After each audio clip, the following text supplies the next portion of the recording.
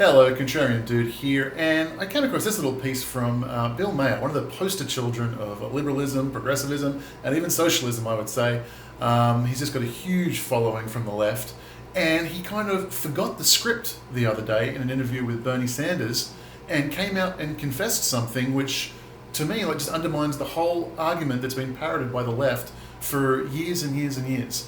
So what that argument is that there is grotesque income inequality, capitalism is broken, the rich are getting richer, the poor are getting poorer.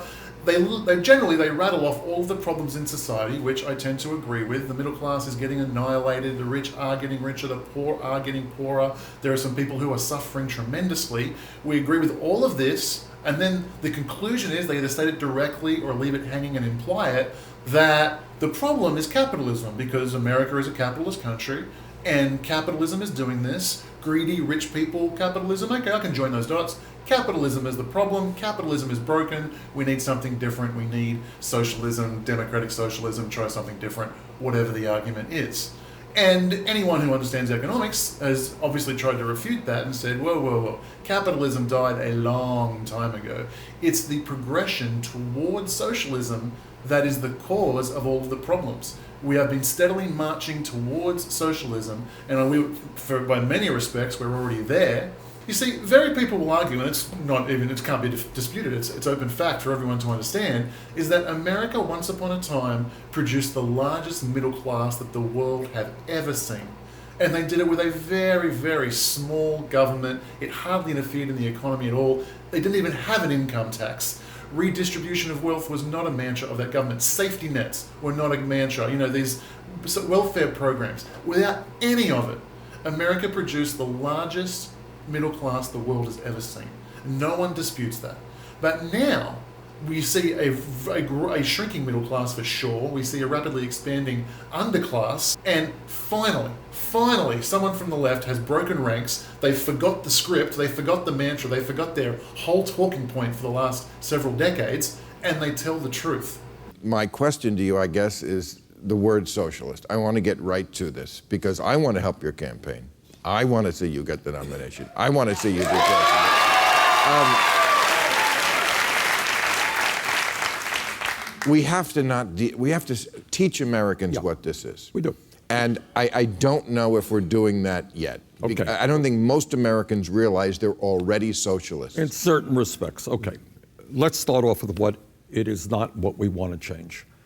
We want to deal with the grotesque level of income and wealth inequality in America. Very few people think it is acceptable or moral that the top 1/10 of 1% owns almost as much wealth as the bottom 90%. That we have seen a proliferate. But see, Bernie, you always say that, and I think even the Republicans are not for income inequality. They hear that, but it doesn't compute that that's going to be solved by socialism. Socialism is the programs they already like. They like Social Security. That's socialism. They like Medicare. They like the VA. They like the military. No, that's exactly right. It's already a socialist country. But what we have to, no, it's not a socialist country. It's quasi. Quasi. There are some socialist programs. Once you get rid of all the propaganda, all the mantras, all the things you get taught by your socialist professor at college, you're left with some very simple facts. And that is, over the last several decades, the government has been getting bigger and bigger and bigger and bigger. We're becoming closer and closer and closer to a completely socialist environment.